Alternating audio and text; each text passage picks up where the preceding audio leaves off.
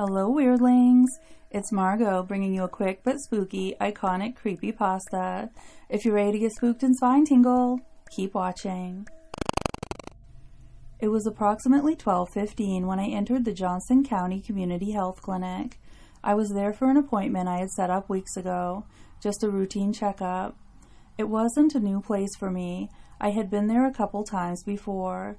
However, the place had an odd nostalgic feel to it, as if it were a location from my childhood or something, and I could never pinpoint exactly what this feeling was, or where it came from. As I walked in, an overwhelming feeling of déjà vu swept over me. The hum of the flickering fluorescent lights, the white tile flooring, the muted beige paint that colored the walls. I noticed that there was a TV mounted in the corner, a smaller flat screen that was playing a short PowerPoint slideshow on loop of ads and events that were being held by the clinic.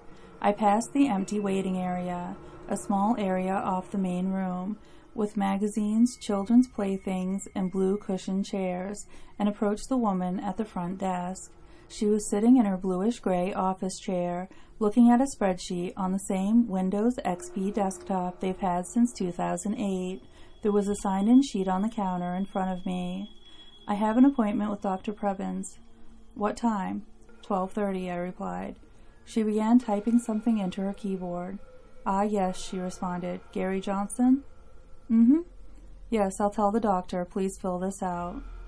She handed me a clipboard which held a simple fill-out form. I walked back to the waiting area, took a seat, and began to fill out the form. I was about halfway done with filling in my information when I slumped back in my chair. I hadn't gotten much sleep the night prior, and I was exhausted.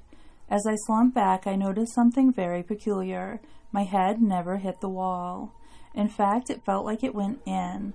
I got up, quite frightened, and looked at the wall. Nothing, not a single hole or dent had been made in the wall by my head. So I reached to touch the wall, and my fingers went through it.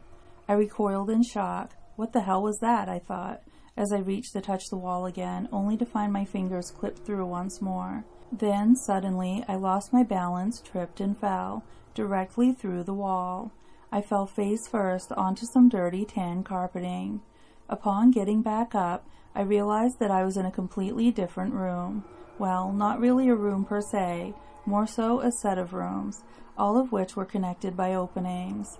The walls were covered in gross tan, patterned wallpaper. There was also an overwhelming stench of moist carpet. I turned back around and tried to put my hand back through the wall, and it wouldn't go through. "Okay, what the heck," I muttered.